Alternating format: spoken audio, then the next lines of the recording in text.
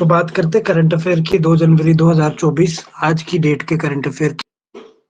हाँ, तो पहली चीज आज मिली है, मतलब पिछले कल मिली थी, आज की न्यूज में आई है, वो है दुनिया का सबसे बड़ा लिथियम रिजर्व। लिथियम को Li से डिनोट करते हैं सिंबल के तौर पे। ठीक, ये एक एनर्जी का सोर्स है जो कि लिपो बैटरी यूज होती है, लिथियम पॉलीमर बैटरी। मोबाइल वगैरह में आपके स्मार्टफोन्स हैं, स्मार्टफोन में जो बैटरी यूज होती है वो लिथियम पॉलीमर है, लिपो बैटरी। ठीक, मोबाइल्स में यूज होती है और इलेक्ट्रिक व्हीकल्स में यूज होती है। तो इसको ढूंढा गया है यूनाइटेड स्टेट्स की डिपार्टमेंट ऑफ एनर्जी के द्वारा। कहाँ पे? एट कैलिफोर्निया, कैलिफोर्निया के सैल्टन सी के अंदर, बीनीथ। ठीक, सैल्टन सी क्या है? ये एक सलाइन लेक है, नमकीन पानी का लेक है, तालाब है। ठीक, जो कि कोलोराडो डेजर्ट कैलिफोर्निया में लोकेटेड है। बात करते हैं अब लिथियम की। लिथियम क्या है? लिथियम एक सॉफ्ट सिल्वरी व्हाइट मेटल है। ठीक, सिल्वरी व्हाइट कलर का मेटल होता है। ठीक, जो कि ग्रुप 1 में आता है, ग्रुप 1 ऑफ पेरियोडिक टेबल। इसीलिए एक अल्कली मेटल है, अल्कली मेटल। ठीक, दूसरी, इसकी डेंसिटी सबसे लोएस्ट है, lowest density among all metals. सारे मेटल्स को अगर देखेंगे तो सबसे लोएस्ट डेंसिटी इसी की है। ठीक, डेंसिटी लोएस्ट है तो ये लाइटेस्ट है, सबसे हल्का है। ठीक, लाइटेस्ट ऑफ सॉलिड एलिमेंट। ये एक हल्का सॉलिड एलिमेंट है, बहुत ही हल्का। ठीक, हल्का है इसीलिए ये वाटर के साथ रिएक्ट कर जाता है। ठीक, पानी के पास आके उसको बोलता है, ओ पानी क्या चल रहा है। ठीक, तो ये था सबसे बड़ा। तो क्वेश्चन सीधा आएगा कि सबसे बड़ा लिथियम रिजर्व कहाँ है? सैल्टन सी, कोलोराडो डेजर्ट, कैलिफोर्निया में। ठीक, किसने खोजा था? United states department of energy के द्वारा। दूसरा,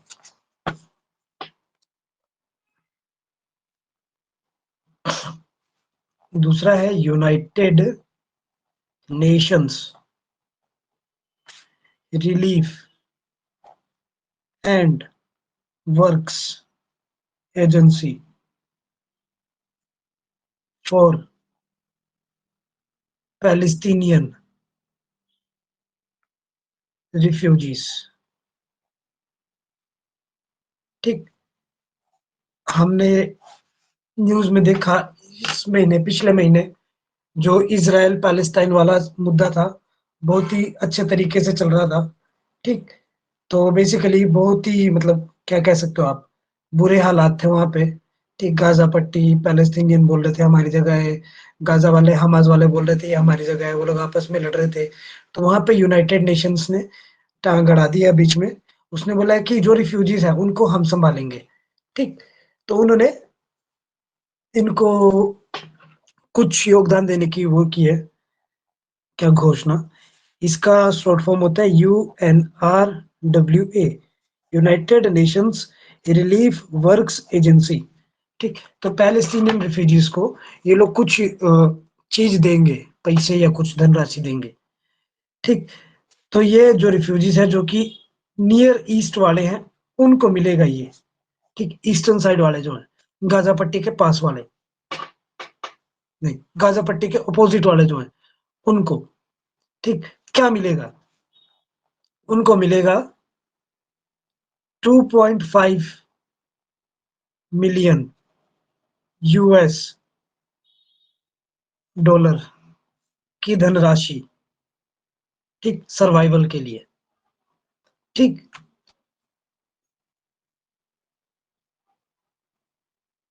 ठीक है, ये डायरेक्ट अमाउंट याद कर लेना, 2.5 मिलियन। 1 मिलियन में 10 लाख होते हैं, 2 मिलियन में 20 लाख हुए, तो 2.5 में कितने हुए? इसमें हुआ 25 लाख।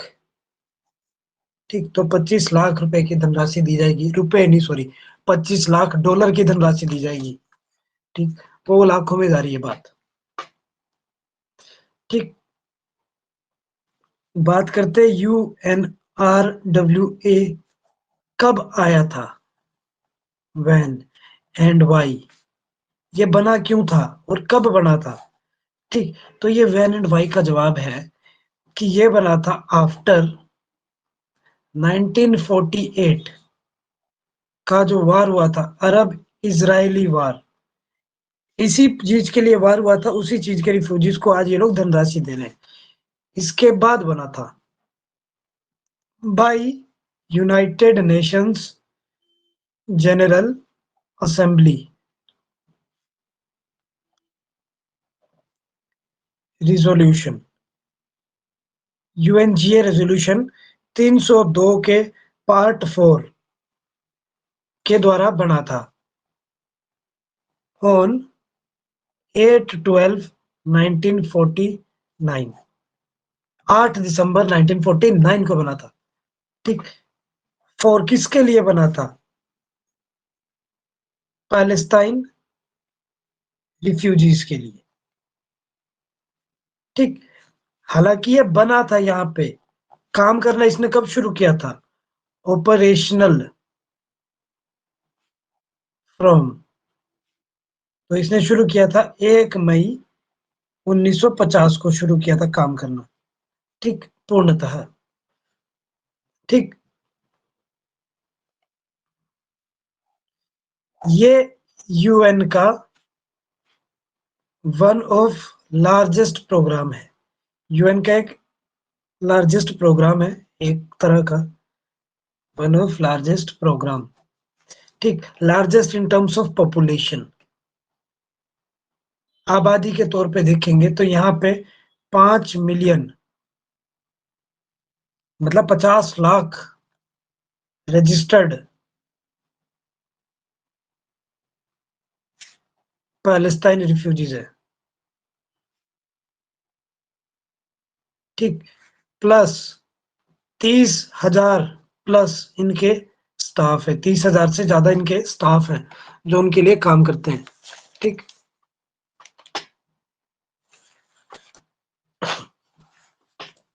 फील्ड्स ऑफ ऑपरेशन कितने इनके, किन किन को बेनिफिट मिलता है, फील्ड्स ऑफ ऑपरेशन, ये 50 लाख लोग इसराइल में तो है नहीं।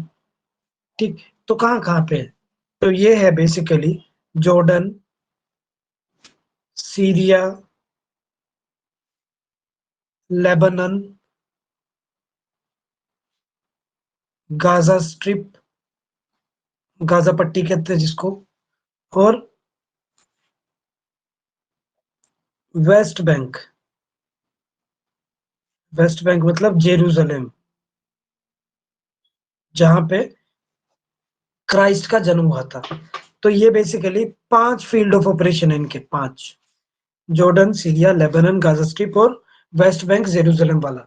ठीक, इन 5 जगहों के लोगों को ये बेनिफिट देता है। ठीक है, इतना समझ आ गया ना। Yes sir. बात करते हैं इसके हेडक्वार्टर्स की, तो इसके हेडक्वार्टर्स, मुख्य कार्यालय कहाँ पे है, इसका मुख्य कार्यालय भी इन्हीं जगहों में, ये है बेइरत, लेबनान में। ठीक, था इन 1978 इसको उठा के पटक दिया गया eight Vienna, Vienna Austria, Austria की कैपिटल है वियना। ठीक, तो अब की डेट में हेडक्वार्टर इसके हैं वियना ऑस्ट्रिया में। ठीक है,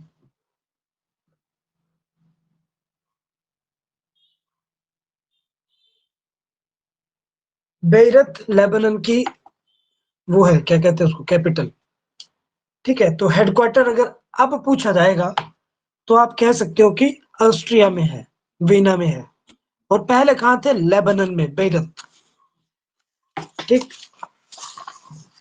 मूव ऑन करते हैं अगले टॉपिक पे। तो नेक्स्ट तीसरे नंबर का जो आज का विषय है वो है सुकन्या समृद्धि योजना। ठीक, basically for females. Sukanya Samriddhi योजना। सुकन्या समृद्धि योजना। ठीक, इसको अ स्मॉल सेविंग स्कीम्स का वो दिया गया टैग। ठीक, जो आप कहते हो ना कि किसी भी, जैसे रिश्ता वही सोच नहीं स्टार प्लस, है ना, तो वो जो रिश्ता वही सोच नहीं वाली चीज है वो यहाँ पे है अ स्मॉल सेविंग स्कीम। ठीक, मतलब कि इसको कोटेशन दी गई है, कोट है इसका।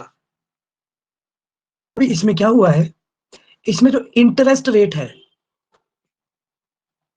वो बढ़ गया है कि घट गया है। ठीक, तो इसका इंटरेस्ट रेट रेज हुआ है, बढ़ गया है, रेज टू 8.2% फ्रॉम 8% जो पहले था। ठीक, तो ये पेपर में पक्का आएगा, पहले कितना था और अब कितना है, ये चीज पक्का आएगी। ठीक, इंटरेस्ट रेट दर क्या कहते हैं उसको, आय दर या ऐसा कुछ, ये होता है ऑन बेसिस पॉइंट्स ऑफ 20। ठीक, 20 के पॉइंट से इसको इंक्रीज या डिक्रीज किया जाता है।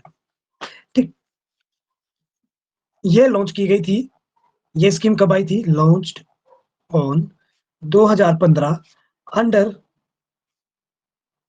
बेटी बचाओ और बेटी पढ़ाओ कैंपेन। ठीक, ये कैंपेन था बेटी बचाओ बेटी पढ़ाओ, उसके अंतर्गत की गई थी। ठीक, ताकि लड़कियों को पढ़ाई में थोड़ा बेनिफिट दिया जाए। ठीक, उस चीज के लिए। ठीक, तो इसमें क्या था कि लड़कियों के नाम से अकाउंट खुलते थे कमर्शियल बैंक में या पोस्ट ऑफिस में। ठीक, एलिजिबिलिटी क्या होती थी इसकी, इसकी एलिजिबिलिटी जरूरी है कि कौन कौन सी लड़कियां कर सकती है, सारी लड़कियों के लिए नहीं है एलिजिबिलिटी। तो ये है इंडियन गर्ल। ठीक, भारतीय होनी चाहिए, भारत की नागरिक होनी चाहिए वो लड़की, पहली बात।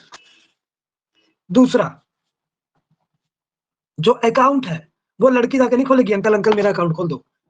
ठीक, अकाउंट इनिशिएटेड बाय पेरेंट या लीगल गार्जियन। ठीक, या तो माता पिता या तो कोई ऐसा जिसको कानूनी तौर पे उसका अपना बनाया गया हो वो। ठीक, तीसरी, age must be below 10 years. 10 साल से कम उम्र होनी चाहिए। 18 साल में जाके बोलोगे मेरा सुकन्या समृद्धि खोल दो, भगा देगा वो। ठीक, चौथा, वो एक बच्चे के लिए एक ही अकाउंट होना चाहिए, only one account for one girl child. एक लड़की 10-10 अकाउंट खोल के बैठी तो उसके लिए नहीं है, फॉर वन गर्ल चाइल्ड। ठीक, एक लड़की के लिए एक ही अकाउंट होना चाहिए। और यही चीज एक फैमिली के लिए, दो गर्ल्स के लिए ही एप्लीकेबल है। ठीक, एक परिवार में दो ही लड़कियों का खुलेगा।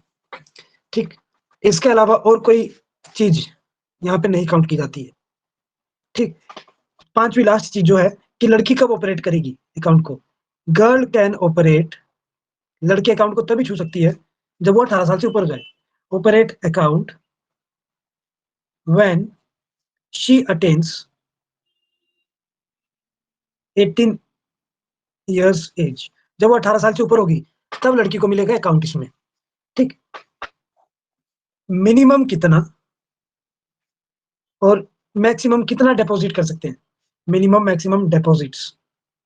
ठीक, तो मिनिमम 250 रुपए डिपॉजिट करने पड़ेंगे, मैक्सिमम 1.5 लाख रुपए।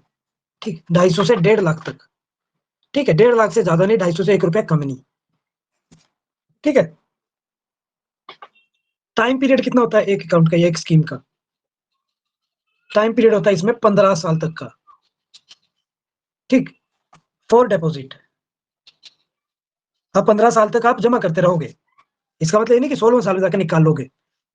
ठीक, मैच्योरिटी का टाइम होता है इसका, जब वो स्कीम पैसे मैच्योर हो जाते हैं, आपको एक्स्ट्रा पैसे मिलेंगे, वो है 21 ईयर्स, 21 साल बाद आपको मिलेंगे। ठीक है, मतलब कि 21 साल के बाद आपको कोई भी वो नहीं लगेगा इंटरेस्ट। ठीक, तो ये थी सुकन्या समृद्धि योजना। चौथा, और इसका पेपर में आएगा पक्का ही कुछ भी इसमें से, ये वाला तो पक्का ही आएगा। ठीक, बाकी कुछ भी आ सकता है। अगला, मौलाना आजाद नेशनल फेलोशिप। ये एक फेलोशिप शुरू की गई है बहुत पहले, पर इसमें अब इजाफा किया गया, बेनिफिट दिया गया एक्स्ट्रा। ये होती थी बेसिकली माइनॉरिटी स्टूडेंट्स के लिए, SC ST, इकोनॉमिक वीकर, गरीब, उन सब बच्चों के लिए। फेलोशिप होता है बेसिकली जब आप PhD कर रहे हो तब आपको पैसे मिलते हैं, है ना, वो जैसे रिसर्च के लिए, रिसर्च और डॉक्टोरल स्टूडेंट्स, डॉक्टोरल मतलब PhD ही वाले। ठीक, इनके लिए होती है ये, अगर कोई गरीब बच्चा PhD करना चाहता है उसके लिए। ठीक, ये है बेसिकली 30 यूनिवर्सिटीज में, इंडिया में चलती है ये, 30 यूनिवर्सिटियों में ही। हर HP में जाके बोलोगे मुझे मौलाना आजाद वाली चीज नहीं मिलेगी, HP में नहीं है। ठीक, तो ये क्या चाहते हैं, दे डिमांडेड, स्कॉलरशिप वालों ने डिमांड की है to union ministry, union minority affairs,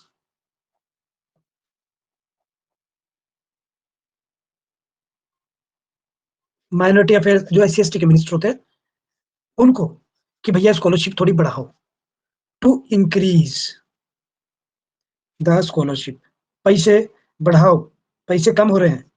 ठीक, इतने पैसों से गुजारा नहीं होता है, चीजें महंगी आ रही हैं। ठीक, इस फेलोशिप का जो टाइम होता है वो होता है 5 ईयर्स, 5 साल तक आपको फाइनेंशियल असिस्टेंस मिलेगा, सरकार के पैसे मिलेंगे PhD करने के लिए, 5 साल बाद नहीं मिलेंगे। ठीक, जो माइनॉरिटीज है इसमें वो कौन कौन सी है। ठीक, तो अब यहाँ पे ट्विस्ट है। ठीक, SC ST तो है ही है, पर कौन से धर्म के, हिंदू वाले नहीं है, उनको भूल जाओ। ठीक, आप जाके नहीं ले सकते हो आप हिंदू, यहाँ पे बुद्धिस्ट वाले हैं, ठीक, फिर क्रिश्चियन वाले हैं, फिर जैन वाले हैं, मुस्लिम्स हैं, पारसी हैं और सिख हैं।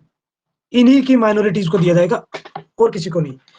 किस चीज के लिए दिया जाएगा, फॉर MPhil, फिलोसॉफी कर रहे हैं, और PhD, ठीक, या PhD कर रहे हैं, उनको दिया जाएगा। ठीक,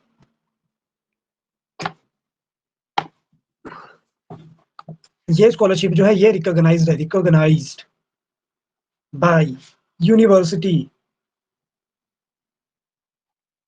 ग्रांट्स कमीशन, UGC। जब आपको डिग्री मिलेगी ना, या मिल चुकी होगी, उसमें देखना लिखा होता है UGC।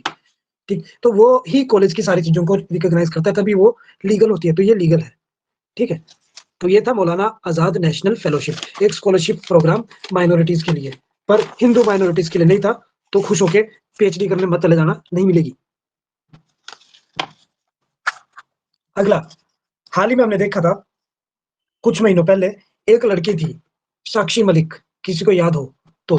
साक्षी मलिक ने केस किया था इंडियन ओलंपिक एसोसिएशन के चेयरमैन पे, ब्रिजभूषण करके नाम था उसका। उस पे केस किया था कि उसने मुझे सेक्सुअली हरास किया है, तो उस पे लगी थी POSH act, protection of prevention of sexual harassment against working womens, वो एक्ट लगी थी। ठीक, तो वो सारा मुद्दा चला, फिर खत्म हो गया, फिर उसने केस वापस ले लिया, बहुत लंबी स्टोरी है, पेपर में नहीं आएगी। पेपर में जो आएगी वो ये है, उससे रिलेटेड। अब Indian Olympic association, OLYMPIC, Indian Olympic association, Indian Olympic association के द्वारा किया गया है क्या, वो अब एक 3 मेंबर्स की कमिटी बना रहे हैं इन सब चीजों से डील करने के लिए, 3 मेंबर्स एड होक कमिटी। ठीक, जो जरूरत पड़ने पे काम करेगी, वरना शांत रहेगी। ठीक, ये है basically to run day to day affairs दैनिक मुद्दे जो होते हैं of wrestling federation of India, जो कुश्ती फेडरेशन है ना भारत का, उसके लिए खास बनाई गई है ये इंडियन ओलंपिक एसोसिएशन के द्वारा कमेटी। ठीक,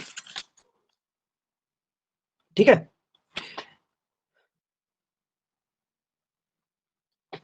बात करते हैं आईओए की। ठीक, ये है basically recognised by ministry of youth affairs and sports. श्रीमान अनुराग ठाकुर जी इसके मंत्री हैं।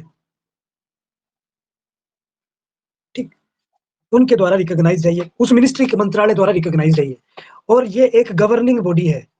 ठीक, गवर्निंग बॉडी किस चीज को गवर्निंग होता है, कार्य करती है या करवाती है किस चीज पे, फॉर ओलंपिक मूवमेंट, ओलंपिक वगैरह में जो भी खेल वगैरह किए जाते हैं उसमें, एंड कॉमनवेल्थ गेम्स, जो कॉमनवेल्थ गेम्स होती है इंडिया में, उनको ऑर्गेनाइज कराने का कार्य करती है। ठीक है। इसके अलावा जो एशियन गेम्स होती है और भी कई सारी गेम्स होती है, सब इंडियन ओलंपिक एसोसिएशन की निगरानी में ही की जाती है। ठीक, तो ये है इसके बारे में। तो सीधा क्वेश्चन आ सकता है कि कितने मेंबर्स की कमेटी थी, 3। ठीक, कमेटी कौन सी थी, एडहॉक कमेटी। ठीक है, एडहॉक कमेटी थी 3 मेंबर्स की, और क्या कहते हैं किस चीज के लिए थी, रेसलिंग फेडरेशन ऑफ इंडिया के लिए। ठीक, नेक्स्ट 6 नंबर पे एक नया प्रोग्राम आया है, KIP, नो इंडिया प्रोग्राम। ठीक, KIP, नो इंडिया प्रोग्राम। ठीक, तो ये इस प्रोग्राम का 70th एडिशन आ रहा है अब, 70वां। ठीक है, ये है द्वारा bye ministry of external affairs, जो विदेश मंत्रालय है उनके द्वारा। ठीक, इसमें क्या होता है, इसमें जो भारतीय यूथ होते हैं, भारतीय युवा, युवा कब से कब तक, 18 से 30 की एज तक जो होते हैं, उनको भारत का भ्रमण कराया जाता है। ठीक, या भारत के बारे में बताया जाता है। ठीक, इनको 3 वीक्स तक, 3 हफ्तों तक होता है ये, 3 वीक्स का ओरिएंटेशन प्रोग्राम होता है ये, 3 weeks orientation programme, introductory programme बताया जाता है। ठीक, भारत के बारे में। ये प्रोग्राम है सीन्स, सबसे पहले हुआ था 2003 में शुरू हुआ था। ठीक, 3 हफ्ते मतलब 7 के 21 दिन का है। अब बात करेंगे पैसे की, आपको सारा घुमाया जाएगा भारत, या मैक्सिमम पार्ट भारत में जब घुमाया जाएगा, तब पैसे कैसे होंगे। तो पैसों का डिस्ट्रीब्यूशन ये है कि 90% कॉस्ट जो है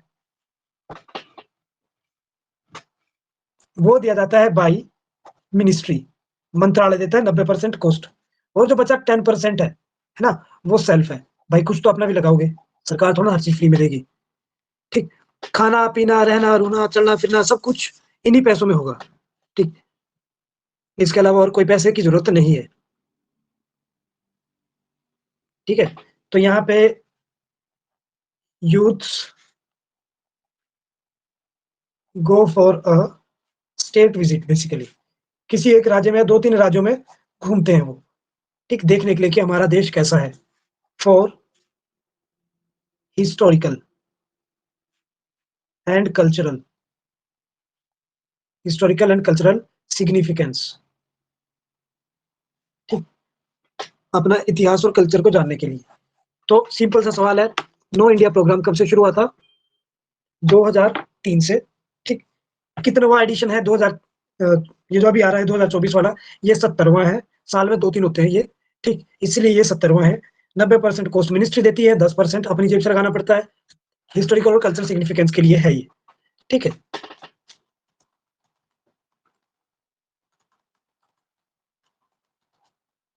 अगला, आयुष्मान भारत प्रधानमंत्री जन आरोग्य योजना। आयुष्मान भारत प्रधानमंत्री जन आरोग्य योजना। ठीक, ये एक स्कीम है बड़े पहले से चली आ रही है। इसको PMJAY भी कहते हैं, ABPMJAY। ठीक, इसके कुछ स्टैटिस्टिक्स हैं। पहली चीज है कि ये कौन से मंत्रालय के अंदर आती है, तो ये है ministry of health and family welfare के अंदर। ठीक, ministry of health and family welfare के अंदर आती है। तो इसका एक डाटा दिया गया है, वो इंपॉर्टेंट है। ठीक, तो इसका स्टैटिस्टिक्स है, स्टैटिस्टिक्स हाईलाइट इंपॉर्टेंट वाला है। ठीक, स्टैटिस्टिक्स की हाईलाइट है। पहली हाईलाइट है आयुष्मान कार्ड्स पे, कि कितने कार्ड्स बने हैं अभी तक देश में, आयुष्मान भारत वाले। तो वुमेन का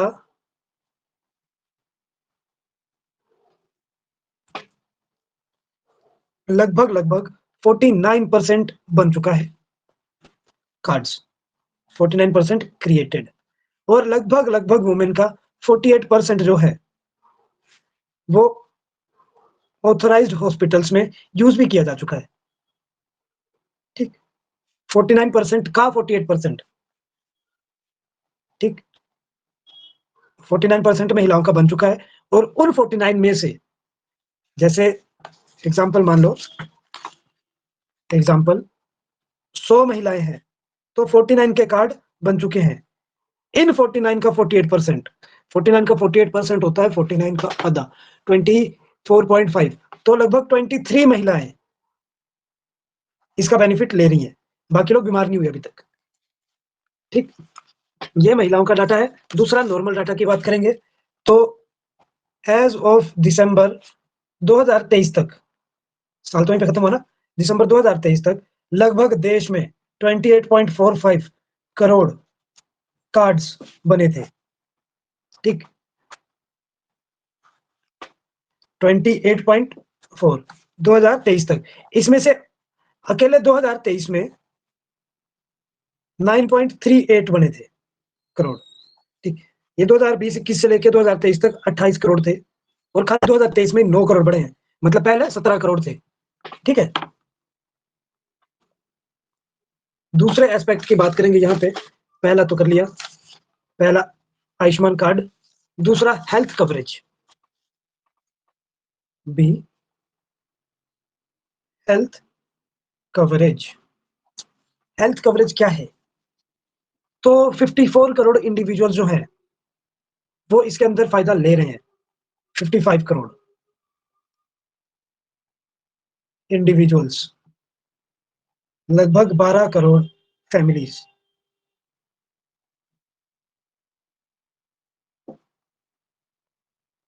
को कवर किया गया है। Covered, COVERD, under this scheme, इनको कवर कर लिया जा चुका है इस स्कीम के अंदर। ठीक, तीसरे एस्पेक्ट की बात करेंगे, हॉस्पिटल एडमिशंस। कितनी हॉस्पिटल में भर्ती हो चुके हैं लोग, तो टोटल 6.11 करोड़ एडमिशंस हो चुकी है, लोग भर्ती हुए थे। ठीक,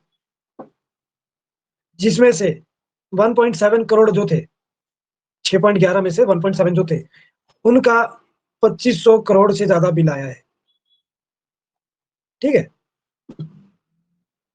तो ये है डाटा इसके बारे में, तो ये डाटा याद रखना। ठीक, अब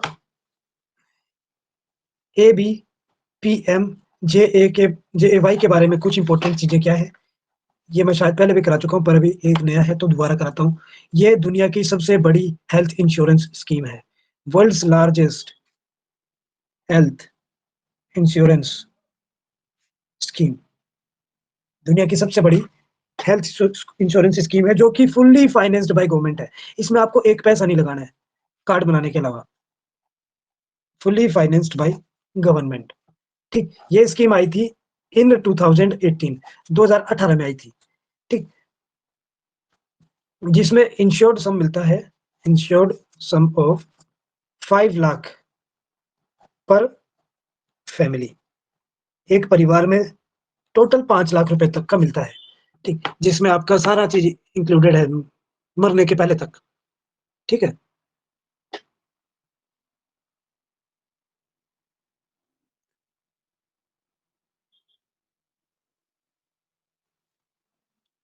नेक्स्ट 8th बात करते हैं लीची कल्टीवेशन की। लीची कल्टीवेशन, लीची को पता है ना लीची क्या होती है? लीची वो लाल लाल होती है, उसका छिलका कांटे वाला होता है, थोड़ा सा चुभता है। उस छिलके को निकाल के उसके अंदर वो लचीला सा निकलता है, जेली टाइप, है ना? उसके अंदर एक काला सा बीज होता है, ब्राउन कलर का, डार्क वाला, उसको लीची कहते हैं। ठीक, तो लीची कल्टीवेशन पे एक इंपॉर्टेंट अपडेट आया है कि इसको अब कुछ राज्यों में कंपलसरी किया जाएगा। ठीक, तो ये है by national research centre on लीची, NRCL के द्वारा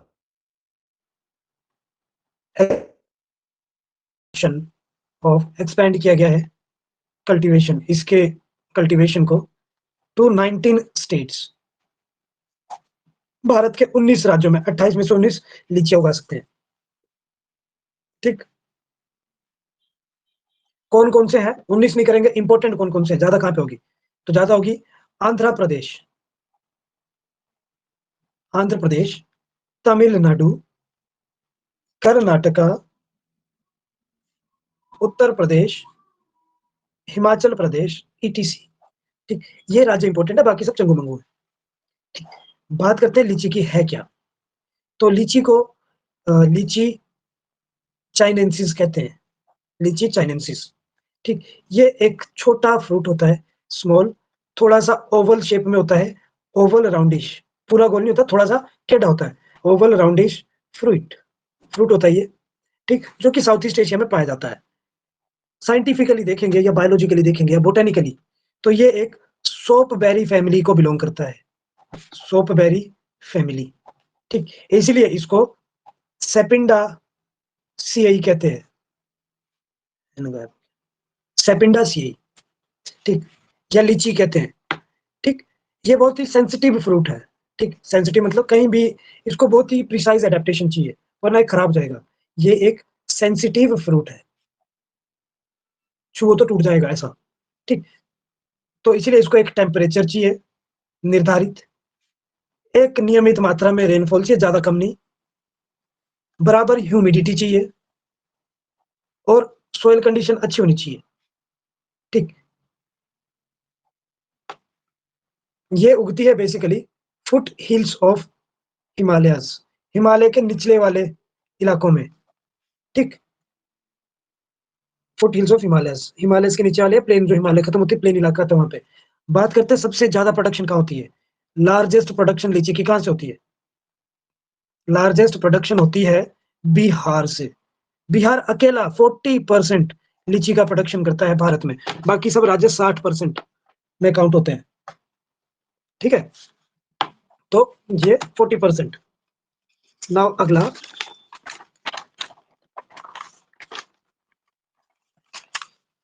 किसी को पता है राम मंदिर के बारे में कुछ हो रहा है?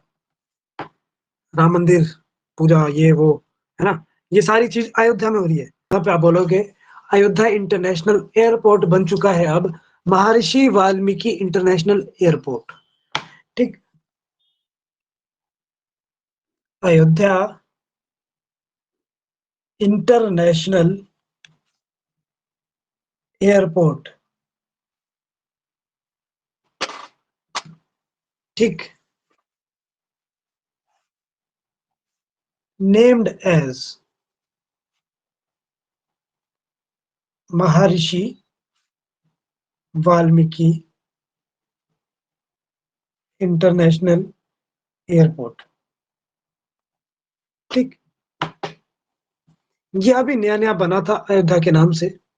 ठीक, अयोध्या में ही बना था, फिर अभी PM मोदी ने इसके नाम को, इसके शुरू होने के साथ साथ ही चेंज कर दिया है कि भैया चेंज करो, इसके नाम को चेंज करो। ठीक, महर्षि वाल्मीकि कौन था? ये वो प्राणी था जिसने रामायण लिखी थी। ठीक, इसने रामायण लिखी थी। ठीक, ये आदि कवि था वाल्मीकि, मतलब ये पहला पोएट था, पहला कवि था। ठीक, इसको हिंदी हिंदू माइथोलॉजी के अनुसार बहुत ही उच्च स्तर का वो माना जाता है ऋषि। ठीक, और इसमें क्या है, इस एयरपोर्ट में सोलर पावर है, बहुत कुछ है काम का। 10वां, new epaulettes for admirals, Indian Navy. Indian Navy में जो एडमिरल्स होते हैं, जो उनके कमांडर्स होते हैं, उनको कुछ इस तरह का वो लगाने दिया जाता है कंधे पे, जिसमें यहाँ पे एक वो शेर बना होता है, वो गोल होता है, फिर यहाँ पे स्वॉर्ड और वो होता है डंडी जैसी, यहाँ पे सितारे होते हैं इस तरह का। अब इसको चेंज किया गया है, ये इसको कहते हैं इपॉलिट्स। ठीक, ये होता है इपॉलिट्स, जो आप कंधा कंधे पे लगाते हैं, है ना, कंधे पे जो लगाते हैं उसको इपॉलिट्स कहते हैं, नेवी वाले, नेवी के अफसर। तो ये नए बनाए गए हैं। ठीक, ये किस चीज से रिलेटेड है? ये है इंस्पायर्ड बाय छत्रपति शिवाजी।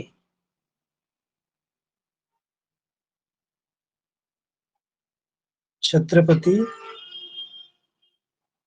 शिवाजी राजमुद्रा, जो उसके टाइम पे राजमुद्रा चलती थी, उसके अनुसार बनाया गया। अब हम क्या फॉलो करते थे? हम अंग्रेजों का फॉलो करते थे। अभी नेवी वालों ने बोला कि नहीं, हम चेंज करेंगे। ठीक, तो ये इन्होंने चेंज किया है। क्या चेंज किया है इन्होंने?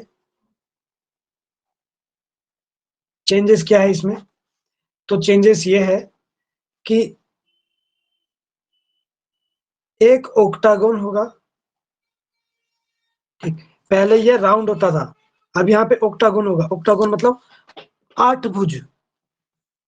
ठीक, उसमें क्या होगा? एक गोल्डन नेवी बटन टॉप होगा,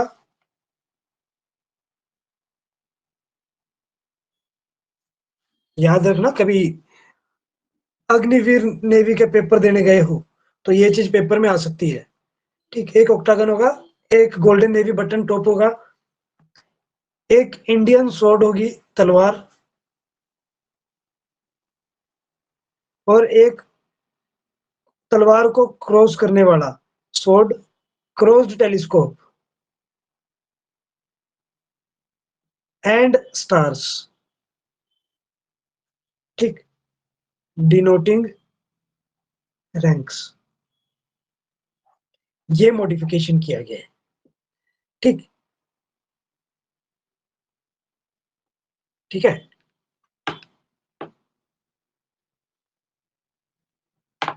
और ये बेसिकली रेड में चलेगा। ठीक, रेड बैकिंग, जो बैकग्राउंड होगा वो रेड होगा इसमें। ठीक, सब कुछ चेंज किया गया है पहले वाले से, इस तरह से चेंज किया गया है।